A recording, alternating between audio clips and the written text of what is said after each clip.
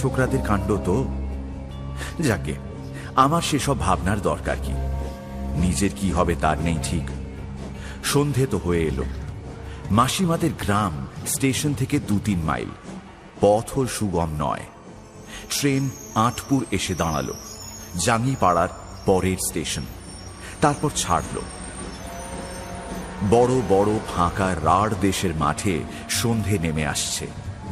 লাইনের ধারে ক্ষুদ্র ক্ষুদ্র চাষা গাঁ, লাউলতা চালে উঠেছে। একটা ছোট্ট গ্রাম্য হাট ভেঙে লোকজন ধামা চ্যাঙাড়ি মাথায় ফিরছে। আবার মাঠ, জাম গাছের মাথায় কালো বাদুড় উড়ে এসে বসেছে। খালের ধারে মশাল জেলে জেলেরা মাছ ধরবার চেষ্টা করছে। আমি আবার সহযাত্রীদের দিকে তাকালাম। দুজনে পাশাপাশি বসে আছে। এবার শুনতে পেলাম নিজেদের মধ্যে কথা বলছে। খিদে পেয়েছে? না না, ঠিক আছে। আর কত দূর? দূর আছে। আমি তো আগেই বলেছিলাম, এভাবে কাউকে কিছু না জানিয়ে আসাটা ঠিক হচ্ছে না। যা বুঝলাম, ছেলেটা মেয়েটাকে নিয়ে পালাতে পালাতে দুজনের মধ্যে ঝগড়া হয়েছে। বেশ সুন্দর চেহারা দুজনেরই। না, মামা ভাগ্নি বা ভাই বোন নয়, নিয়ে পালানোই ঠিক। কিন্তু এদিকে কোথায় যাবে ওরা? মার্টিন কোম্পানির ছোট লাইন তো আর দুটো স্টেশন গিয়ে রাঢ় দেশের অজপাড়া গাঁ আর দিগন্তব্যাপী মাঠের মধ্যেই শেষ হয়েছে। এ দুটি শৌখিন পোশাক পরা তরুণ তরুণীর পক্ষে সে অঞ্চল নিতান্ত খাপছাড়া ও অনুপযোগী। যাকে, আমার কেন ওসব ভাবনা? পিয়াসাড়া স্টেশনের সিগন্যালের সবুজ আলো দেখা দিয়েছে। সামনে ভয়ানক অন্ধকার রাত্রি। নিতান্ত দুর্ভাবনায় পড়ে গেলাম। রাঢ় দেশের মাঠের উপর দিয়ে রাস্তা, সঙ্গে ব্যাগে কিছু টাকা কড়ি আছে। শুনেছি হুগলি জেলার এদিকে চুরি ডাকাতি নাকি অত্যন্ত বেশি। মেসোমশাইয়ের চিকিৎসার জন্য মাসিমা কিছু টাকার দরকার বলে লিখেছিলেন। মাই টাকাটা দিয়েছে। ধনে প্রাণে না মারা পড়ি শেষকালে। হঠাৎ আমার সহযাত্রী যুবকটি আমার দিকে চেয়ে বলল, চাপাডাঙ্গা স্টেশন থেকে নদীটা কত দূরে বলতে পারেন স্যার? নদী প্রায় 1/2 মাইল। নৌকা পাওয়া যায় খেয়ার? এখন নদীতে জল কম, নৌকো বোধহয় আছে। যুবকটি আর কোনো কথা না বলে আবার বাইরের দিকে চেয়ে রইল। আমার অত্যন্ত কৌতূহল হলো, একবার জিজ্ঞেস করে দেখি না ওরা কোথায় যাবে। কিন্তু ওদের দিক থেকে কথাবার্তার ভরসা না পেয়ে চুপ করে রইলাম।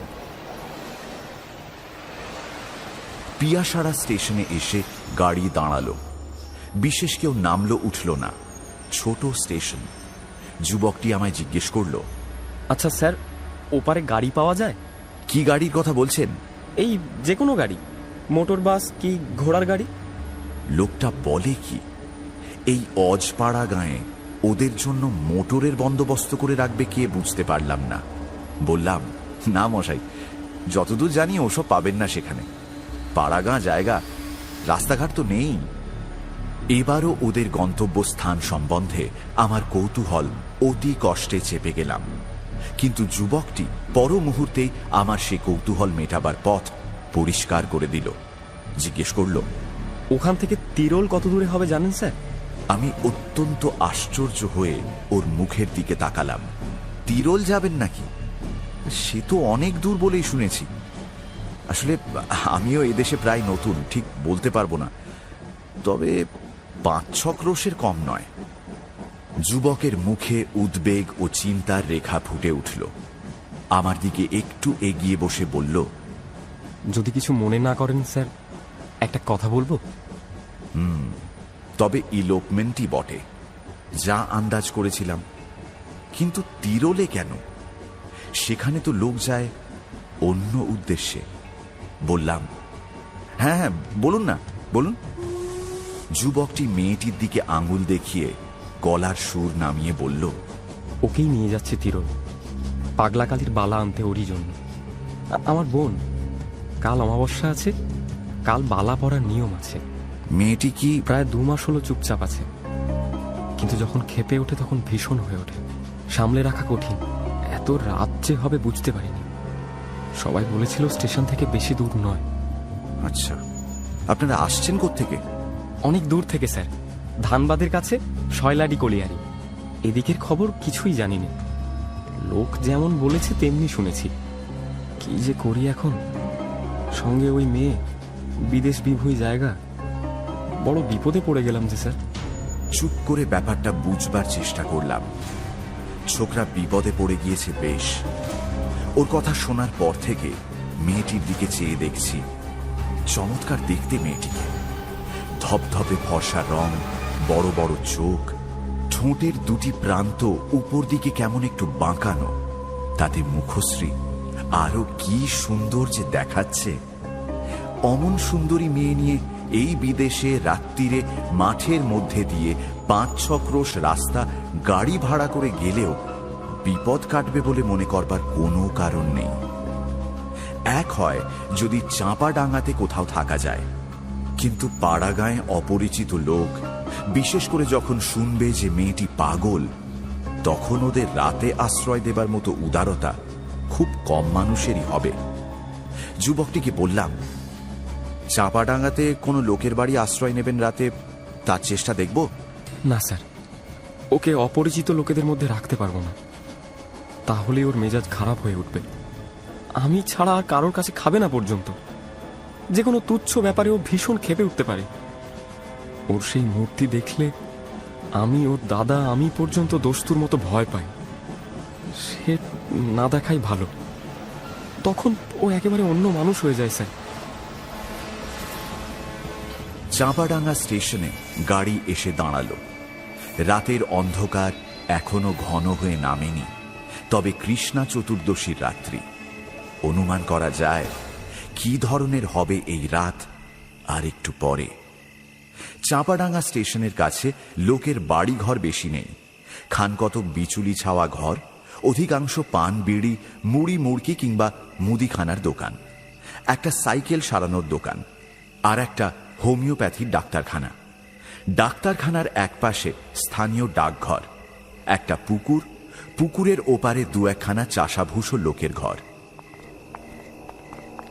আমরা টিকিট দিয়ে সবাই স্টেশনের বাইরে এলাম।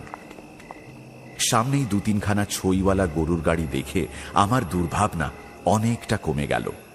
কিন্তু যখন তাদের জিজ্ঞাসা করে জানলাম নদীর ধার পর্যন্ত তারা যায়, নদী পার হবার উপায় নেই গরুর গাড়ির, তখন আমি আমার সঙ্গীটিকে বললুম, কি করবেন?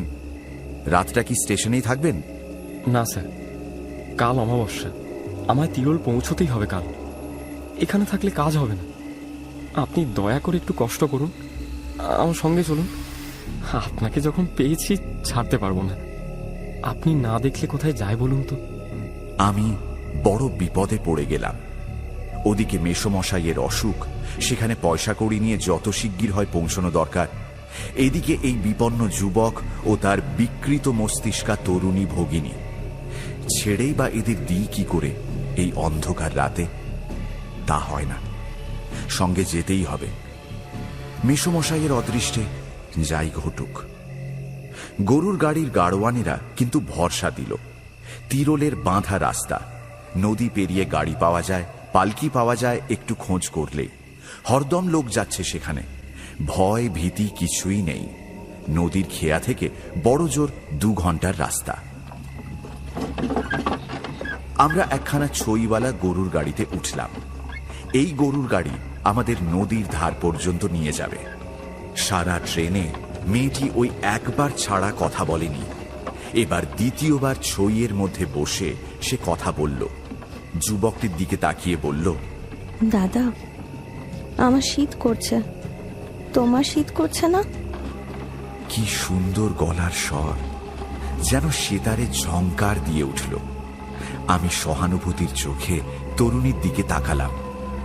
আহা, এমন সুন্দরী মেয়েটি কি অদৃষ্ট নিয়েই না জন্মেছে। বললাম, শীত করতে পারে, নদীর হাওয়া বইছে তো, সঙ্গে কিছু আছে গায়ে দেবার? যুবকটি বলল, না, বৈশাখ মাস ভেবে গায়ে দেবার তো কিছু আনিনি। বিছানার চাদরখানা পেতে গাড়িতে বসেছিলাম, ওখানে গায়ে দে। এটা কি নদী রে দাদা? বেশ স্বাভাবিক সুরে সহজ ধরনের কথাবার্তা।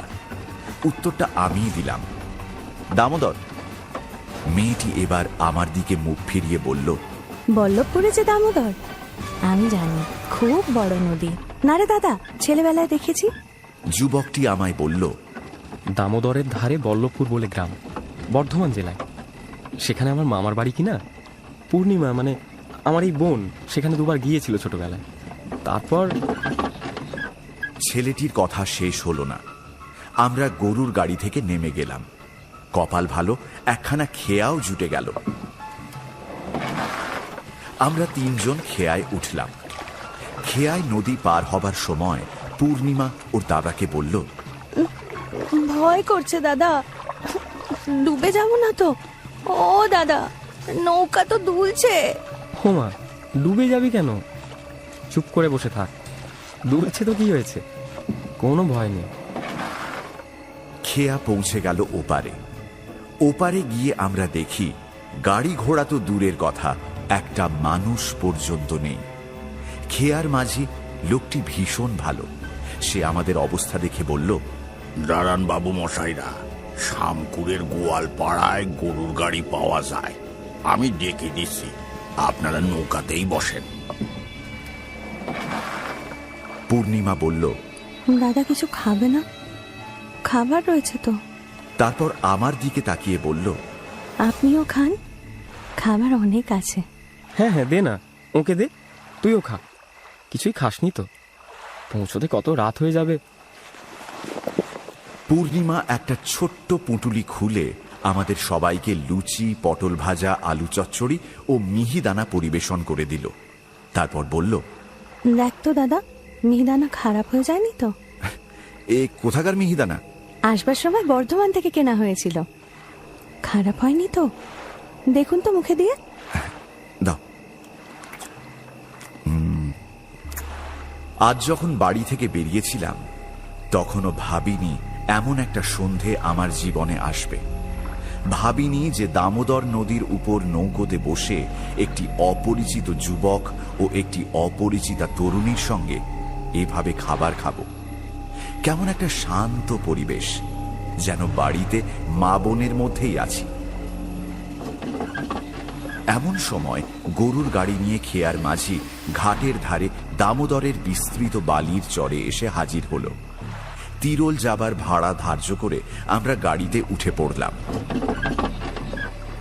গাড়োয়ান বলল, বাবু ভুল হয়ে গেছে, বাড়ি থেকে তা আমাকে তিনটাই নেওয়া হয়নি। গাড়ি গায়ের মধ্যে একটু ঘুরে নিয়ে যাই, বেশি দেরি হবে নি বাবু। শামপুর গ্রামের মধ্যে গাড়ি ঢুকলো।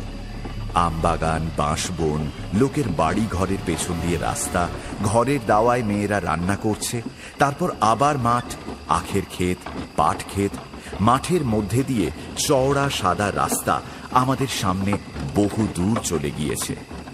রাঢ় দেশের মাঠ, বন জঙ্গল খুব কম, এখানে ওখানে মাঝে মাঝে 2-4টে কলা গাছ ছাড়া। পূর্ণিমা আমায় বলল, আপনার মাসিমার বাড়ি এখান থেকে কত দূর হবে? সে তো এদিকে নয়, দামোদরের ওপারে, স্টেশনের পূর্ব দিকে প্রায় 2 ক্রোশ দূরে। আপনাকে আমরা অনেক কষ্ট দিলাম। না, কি এমন কষ্ট? আপনার কাজ শেষ হয়ে গেলে কাল আপনাদের গাড়িতে তুলে দিয়ে মাসিমার বাড়ি গেলেই হবে। পূর্ণিমা মুখে আঁচল দিয়ে ছেলে মানুষই হাসির ফোয়ারা ছুটিয়ে দিল হঠাৎ। বলল, কি আর কষ্ট? না, আমাদের কাজ শেষ হলে আমাদের গাড়িতে তুলে দিয়ে চলে যাবেন।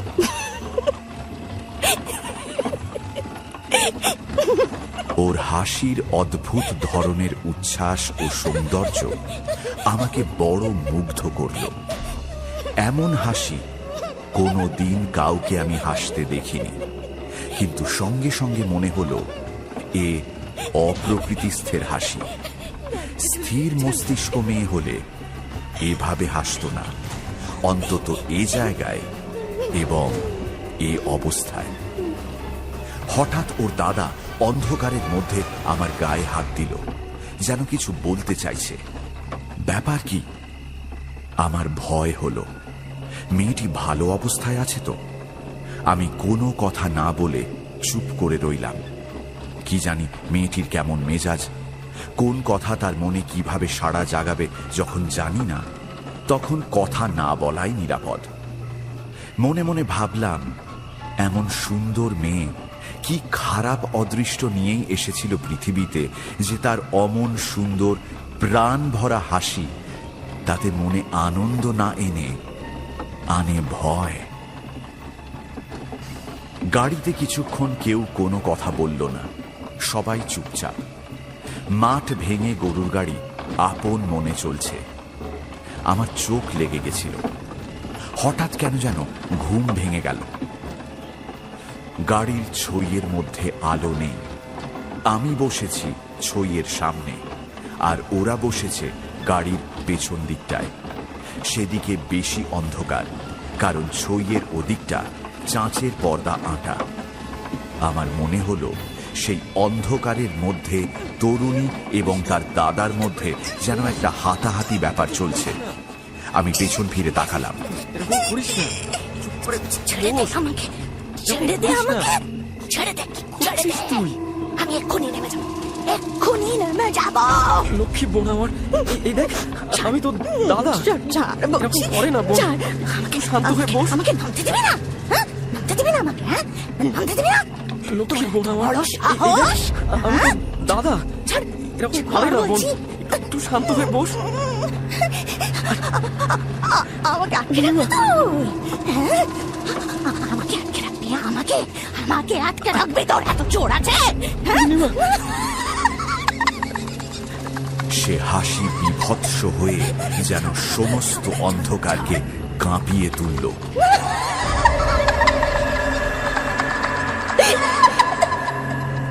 আমি কোনো কথা বলবার আগে যুবকটি চাপা উদ্বেগের সুরে বলল, ধরুন ওকে, ধরুন।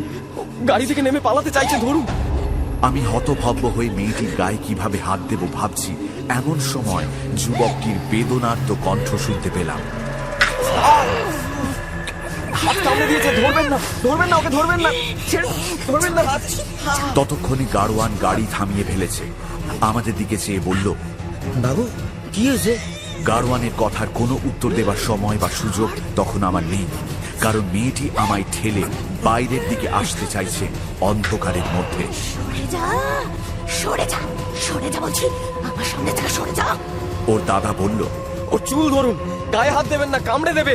কিন্তু আমি বাধা দেবার আগেই মেয়েটি আমাকে ঠেলে গরুর গাড়ির সামনের দিকে গিয়ে পৌঁছলো এবং গাড়ি থেকে লাফ দিয়ে নিচে পড়ল। হতভম্ব গাড়োয়ান গরুর কাঁধ থেকে জোয়াল নামাবার আগেই আমি ও মেয়েটির দাদা দুজনেই গাড়ি থেকে লাফিয়ে পড়লাম।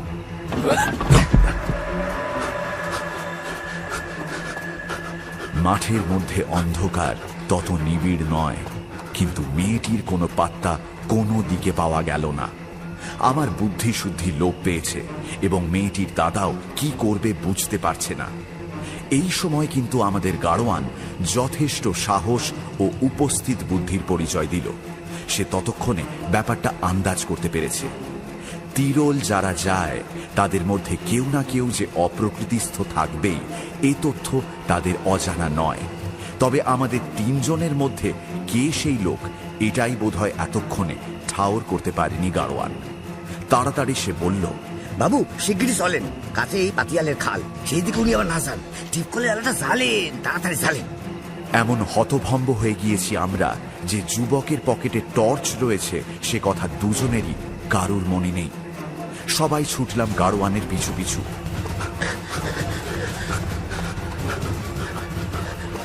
প্রায় 2 আন্দাজ পথ ছুটে যাবার পরে একটা সরু খালের ধারে পৌঁছলাম। তার দুপাড়ে নিবিড় কষার ছাড়। তন্ন তন্ন করে ঝোপঝাড়ের আড়ালে খুঁজে চিৎকার করে ডাকাডাকি করেও কোনো সাড়া পাওয়া গেল না। পূর্ণিমা, পূর্ণিমা বোন, কোথায় তুই? সাড়া দে। পূর্ণিমা, পূর্ণিমা, পূর্ণিমা কোথায় গেলি? কোথায় কোথায় গেল বলুন তো? আপনি এত চিন্তা করবেন না। সব ব্যাপারটা এত অল্প সময়ের মধ্যে ঘটে গেল যে এতক্ষণে ভেবে দেখবারও অবকাশ পাওয়া যায়নি জিনিসটার গুরুত্ব কতটা বা এ থেকে কত কি ঘটতে পারে।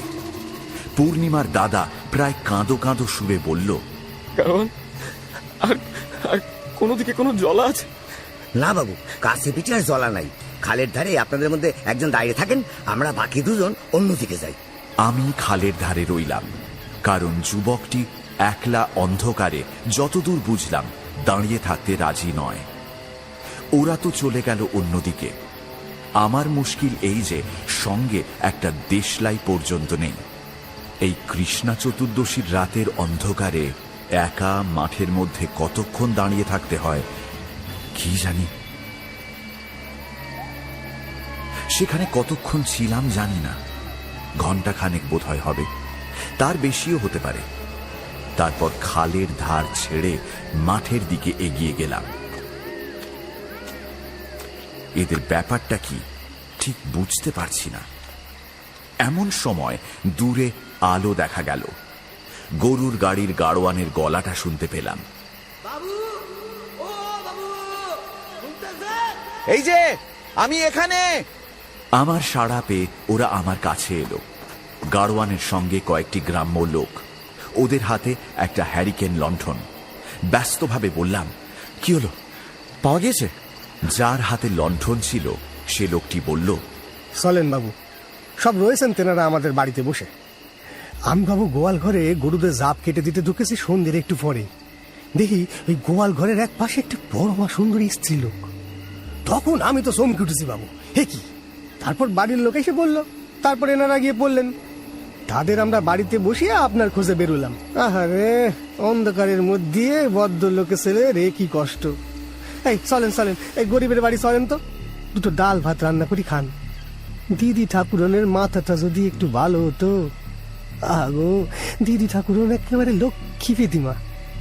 আমাদের বাড়িতে তার পায়ের ধুলো ভরেছে। আপনারা সবাই ব্রাহ্মণ শুনলাম, কতকালের ভাগ্যি আমাদের। এই দুটো ভাত সেবা করি, আজ রাতে শুয়ে থাকুন, কাল ভোরে আমি আমার গাড়িতে তিরল পৌঁছে দেবো আপনাদের।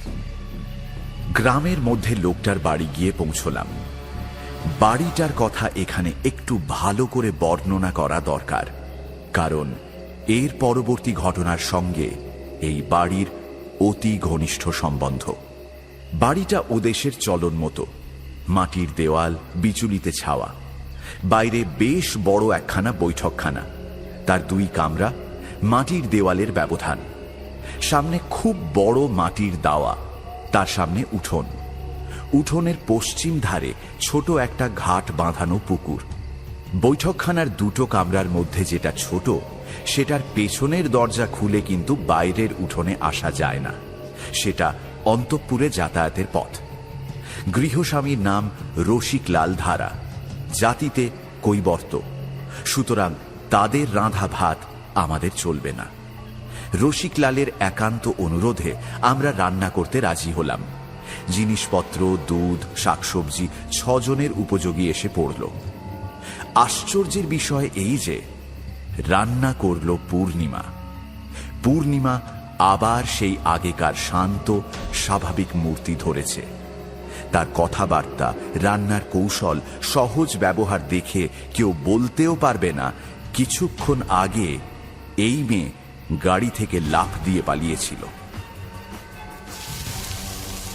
খেতে বসবার কিছু আগে পূর্ণিমা যেখানে রাঁধছে সেখানে উঁকি মেরে দেখি গ্রামের অনেক মেয়ে ওকে দেখতে এসেছে। নানা রকম কথাবার্তা জিজ্ঞেস করছে।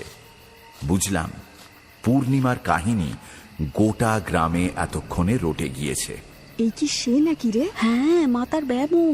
আহা গো, মুখানা কি সুন্দর। সবই আসলে নিয়তি, বুঝলা না? কপাল সবাই সঙ্গে করে জন্মিছে। রাত প্রায় 11টা বাজে। পূর্ণিমা এসে বলল, চলুন, রান্না হয়ে গেছে, আপনারা খেয়ে নেবেন, চলুন। আমি বললাম, সকলের সঙ্গে আলাপ হলো পূর্ণিমা? পূর্ণিমা সলজ্জে হেসে বলল, ওরা সব এসেছে কেন জানেন? আমায় নাকি সবাই দেখতে এসেছে। আমি বললাম, আমি ভাই আপনাদের মতোই মেয়ে, এই দেখুন 2খানা হাত, 2খানা পা, আমায় দেখবার কি আছে? ওর দাদা বলল, আর কি কথা হলো? আর কিছু না, আমাদের বাড়ি কোথায়, আমার বয়স কত, এই জিজ্ঞেস করছিল। আর বলছিল, তোমার বিয়ে হয়নি? আমি বললাম, এবছর আমার বিয়ে দেবে বলেছ বাবা। আরেকটু দিই। এই বলে আরেকটু দিই? সে আমাদের দাদা, পাতে একটু ভাত ডাল দিই? নাকি পরিবেশন করতে আরম্ভ করলো। আমি তো অবাক। ওর দাদার দিকে চাইতে সে বেচারি আমায় চোখ টিপে ইশারা করলো। মনে মনে ভাবলাম, পাগল হোক, উন্মাদ হোক, মেয়েদের স্বাভাবিক প্রবৃত্তি যাবে কোথায়? বড় কষ্ট হলো ভেবে অভাগীর ওষাদ এ জীবনে পূর্ণ হবার নয়। কিন্তু এই ধরনের দু একটা বেফাস কথা ছাড়া পূর্ণিমার অন্য সব কথাবার্তা এমন স্বাভাবিক যে কেউ তার মধ্যে এতটুকু খুঁত ধরতে পারবে না। ওর গলার সুরটা ভারী মিষ্টি। খুব কম মেয়ের গলায় এমন মিষ্টি সুর শুনেছি। এমন সুন্দর চালচলন, নিজের দেহটা বহন করে নিয়ে বেড়ানোর সুশ্রী ধরন আছে যে ওকে নিতান্ত সাধারণ শ্রেণীর মেয়ে বলে কেউ ভাবতেই পারবে না। আমায় বলল, আপনাকে আমরা তো বড় কষ্ট দিলুম, আমাদের শয়লাডিতে যাবেন কিন্তু একবার দাদা। হ্যাঁ বেশ, যাব বই কি, নিশ্চয়ই যাব। এই পুজোর সময়ই যাবেন। আমাদের ওখানে দুখানা পুজো হয়, একখানা কলিয়ারির বাবুরা করে আর একখানা বাজারে হয়, শখের থিয়েটারও হয়। তাহলে কথা রইল কিন্তু দাদা। হ্যাঁ, বোনের নেমন্তন্ন রাখতেই হবে আপনাকে। এই সময় গৃহস্বামীর মেয়ে দুধ নিয়ে এসে পূর্ণিমাকে বলল আমাদের সকলকে দুধ দিতে। পূর্ণিমা বলল, তাহলে একখানা দুধের হাতা নিয়ে এসো কুকি, ডালের হাতায় তো দুধ দেওয়া যাবে না। পূর্ণিমার এই সমস্ত কথাবার্তার খুঁটিনাটি আমার খুব মনে আছে, কারণ পরে এই কথাগুলো মনে মনে আলোচনা করবার যথেষ্ট কারণ ঘটেছিল।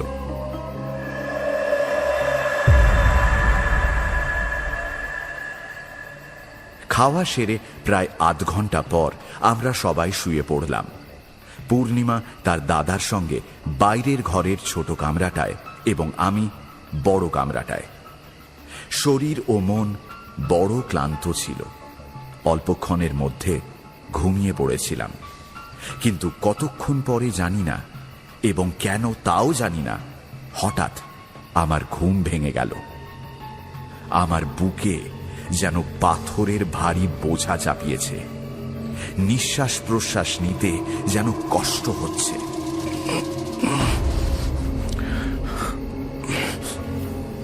এমন সময় আমার মনে হলো পাশের কামরায় কিরকম একটা কৌতূহলজনক শব্দ হচ্ছে। হয়তো পূর্ণিমার দাদার নাক ডাকার শব্দ। অদ্ভুত রকমের নাক ডাকা বটে, যেন গোঙানি বা কাতরানির শব্দের মতো।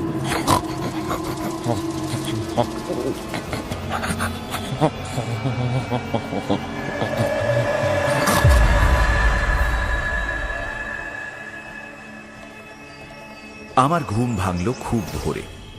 পাশের কামরার দরজা তখনও বন্ধ। আমি উঠে হাত মুখ ধুয়ে মাঠের দিকে বেড়াতে গেলাম। আধ ঘন্টা বেড়ানোর পরে ফিরে এসে দেখি তখনও ওরা কেউ ওঠেনি, এমনকি বাড়ির লোকও না। আরো আধ ঘন্টা পরে গৃহস্বামী রসিক ধাড়া উঠে বাইরের ঘরের দাওয়ায় এসে বসল। আমায় বলল, কেমন ঘুমালেন বাবু? মশা কামড়ায়নি তো? এরা এখনো ঘুমাচ্ছেন বুঝি? রসিকের সঙ্গে কিছুক্ষণ চাষবাসের গল্প করলাম। তারপর সে উঠে কোথাও বেরিয়ে গেল। এদিকে প্রায় 8টা বাজে। তখনও পূর্ণিমা বা তার দাদার ঘুম ভাঙেনি। 8:30টার সময় রসিক ফিরে এলো। গ্রীষ্মকাল, 8:30 দস্তুর মতো বেলা। খুব রোদ উঠে গিয়েছে চারিধারে। রসিক আবার জিজ্ঞেস করল, এরা এখনো ওঠেননি? কই না, ওঠেনি তো। গরমে সারা রাত ঘুম হয়নি বোধহয়, ভোরের দিকে ঘুমিয়েছে আর কি। বেলা 9টার সময়ও যখন ওদের সাড়া শব্দ শোনা গেল না, তখন আমি দরজায় ঘা দিলাম। ঘরের মধ্যে মানুষ আছে বলেই মনে হলো না। তখন বাধ্য হয়ে আমি পশ্চিম দিকের ছোট জানালাটা দিয়ে উঁকি মেরে দেখতে গেলাম। ঘরের মধ্যে একটি মেয়ে নিদ্রিতা। এ অবস্থায় জানালা দিয়ে চেয়ে দেখতে দ্বিধাবোধ করছিলাম, কিন্তু একবারটি দেখা দরকার, ব্যাপার কি ওদের। কিন্তু জানালা দিয়ে যা দেখলাম তাতে আমি প্রচন্ড চিৎকার করে উঠেছিলাম।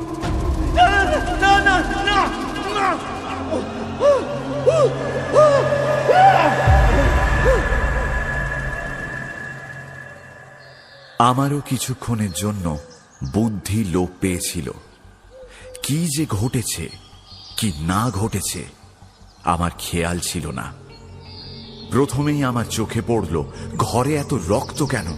চোখে ভুল দেখলাম নাকি? কিন্তু পর মুহূর্তেই সন্দেহের আর অবকাশ রইল না। ঘরে একখানা চৌকি পাতা।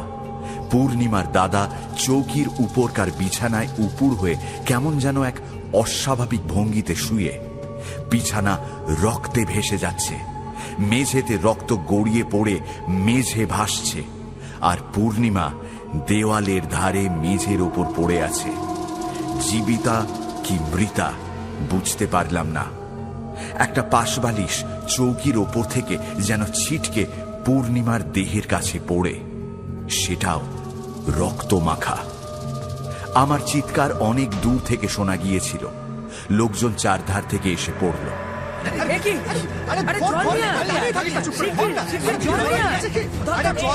আমার জ্ঞান ছিল না। মাথায় জল টল ঢেলে আমায় সকলে চাঙ্গা করে 10-15 মিনিট পরে। এদিকে দরজা ভেঙে সকলে ঘরে ঢুকল। তারা দেখল পূর্ণিমার দাদার গলায়, কাঁধে ও হাতে সাংঘাতিক কোপের দাগ। আগের রাতে কুটনো কোটার জন্য একখানা বড় বঁটি গৃহস্থেরা দিয়েছিল, সেখানা রক্তমাখা অবস্থায় বিছানার ওপাশে পড়ে। পূর্ণিমার শাড়ি ব্লাউজে কিন্তু খুব বেশি রক্ত নেই, কেবল শাড়ির সামনের দিকটাতে যেন ছিটকে লাগা রক্ত খানিকটা। হতভাগিনী রাতে কোনো এক সময় এই বীভৎস কাণ্ড ঘটিয়েছে। নিজের হাতে দাদাকে খুন করেছে পূর্ণিমা। তুই কে রে? আমার পাশে শুয়ে আছিস। কি হয়েছে রে? আমি তোর দাদা, চিনতে পারছিস না? দাদা, আমার কেউ নেই। আমি তো মানুষ নই। আমি এবার তোকে খুন করব। এসব এসব কি বলছিস তুই বোন? এই বোন, এই শান্ত হ। সব কটাকে মারবো, সব কটাকে কুপিয়ে রক্ত বের করে, তবে আমার শান্তি।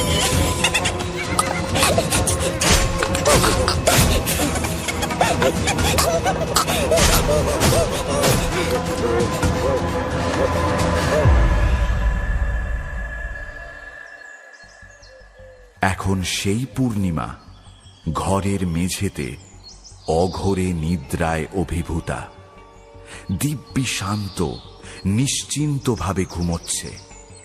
আমার যখন জ্ঞান হয়ে ঘরে ঢুকেছি, তখনও ঘুমন্ত অবস্থায় ওকে দেখাচ্ছে কি সুন্দর আরো ছেলে মানুষ, নিষ্পাপ সরল বালিকার মতো। নারীর প্রলয়ঙ্করী ধ্বংসমূর্তি সেই ভয়ানক প্রভাতে এক মুহূর্তে আমার চোখের সামনে যেন ফুটে উঠল। পলকে যে প্রলয় ঘটায়, এক হাতে দেয় প্রেম, অন্য হাতে আনে মৃত্যু। এক হাতে তার খড়গ, অন্য হাতে বরাভয়। এরপর যা ঘটবার তাই ঘটল। পাড়ার লোক, গ্রামের লোক ভেঙে পড়ল। পুলিশ এলো। আমি মেয়েটির অবস্থা সম্বন্ধে যা জানি খুলে বললাম। তাদের জেরার প্রশ্নোত্তর দিতে দিতে আমার মনে হলো হয়তোবা আমি পূর্ণিমার দাদাকে খুন করে থাকব। ঘুমন্ত মেয়েটির পাশ থেকে ওর দাদার মৃতদেহ সরানোর ব্যবস্থা আমিই করে দিলাম।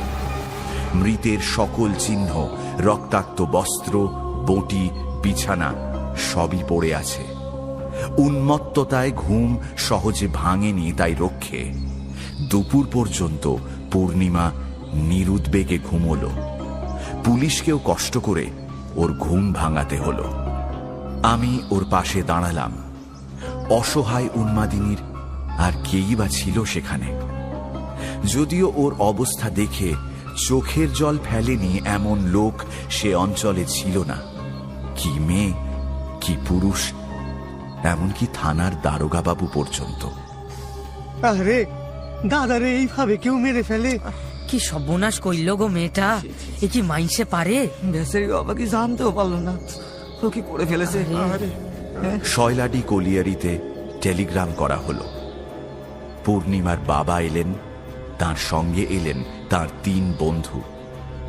ওদের মুখে প্রথম শুনলাম পূর্ণিমা বিবাহিতা, পাগল বলে স্বামী ঘরে নেয় না। সে কখনো জানে সে বিবাহিতা, আবার কখনো ভুলেও যায়। পূর্ণিমার মা নেই, সেটাও এই প্রথম শুনলাম। ভদ্র বংশের ব্যাপার, এ নিয়ে খুব গোলমাল যাতে না হয় শুরু থেকেই তার ব্যবস্থা করা হলো। খবরের কাগজে ঘটনাটি উঠেছিল, কিন্তু একটু অন্যভাবে। কয়েকজন প্রভাবশালী লোকের সহানুভূতি লাভ করার দরুন ব্যাপারের জটিলতার হাত থেকে আমরা অপেক্ষাকৃত সহজেই রেহাই পেলাম। পূর্ণিমাকে রাঁচি উন্মাদ আশ্রমে দেওয়ার ব্যবস্থা হলো। ওর বাবাও দেখলাম ওকে আর বাড়ি নিয়ে যেতে রাজি নন। শ্রীরামপুর কোর্টের প্রাঙ্গণ থেকে ওকে মোটরে সোজা আনা হলো হাওড়া।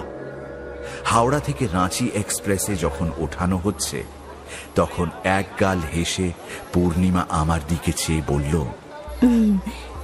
আমাদের শয়লাদিতে আসবেন কিন্তু একদিন, মনে থাকবে তো? তারপর ওর বাবাকে বলল, দাদা কোথায় বাবা? দাদাকে দেখছি না তো। দাদার কাছে কানের দুল দুটো খোলা রয়েছে, কান বড্ড ন্যাড়া ন্যাড়া দেখাচ্ছে, দেখো। কোথায় দাদা? মানুষ চলে যায়, স্মৃতি থাকে। জীবনের ওপর কত চিতার ছাই ছড়ানো, সেই ছাইয়ের সূক্ষ্ম স্তরে বহু প্রিয় পরিচিত জনের পদচিহ্ন আঁকা। এই শ্যামলা পৃথিবী, রৌদ্রালোক, পরিবর্তনশীল ঋতুচক্রের আনন্দ থেকে নির্বাসিতা সেই হতভাগিনীর কথা মাঝে মাঝে যখন মনে পড়ে, তখন ভাবি সে নেই।